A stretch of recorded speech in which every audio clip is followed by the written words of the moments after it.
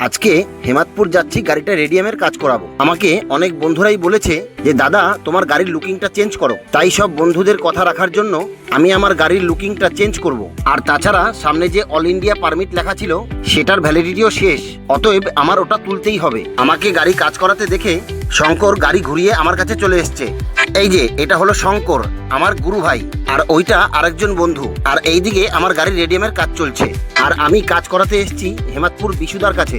এটা অনেক পুরনো দোকান, আর এখানে কাজ করিয়ে আমি অনেক শান্তিও পাই, কারণ আমি যেটা বলি সেটাই করে দেয়।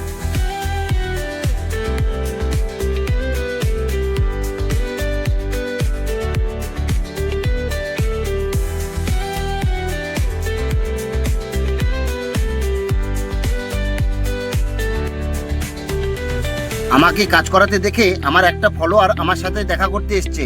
এই দাদাও গাড়ি চালায়, দাদার গাড়ি লোড হচ্ছে, এই দাদা ব্যাঙ্গালোর যাবে। দাদার সাথে কিছুক্ষণ কথা বলে দাদাকে টাটা বাই বাই করে দিলাম। এবার আমার গাড়িতে মহাপ্রভু লেখা হবে, কোন স্টাইলটা হবে সেটা আমাকে চয়েস করতে বলেছে। আর এই দাদা হলো বিশুদার ম্যানেজার। আর একটা বন্ধুর রিকোয়েস্টে আমার ফেসবুক আইডিটাও দিলাম। এইবার ফাইনালি মহাপ্রভু লেখাটা ইনস্টল হচ্ছে, এবার আর অসুবিধা নেই। আমার গাড়ি তোমরা দূর থেকে দেখেই চিনতে পারবে। আমার গাড়ির সামনে রেডিয়ামটা কেমন হয়েছে কমেন্ট করে অবশ্যই জানাবে। আজকের মতো এইটুকুই, টাটা বাই বাই।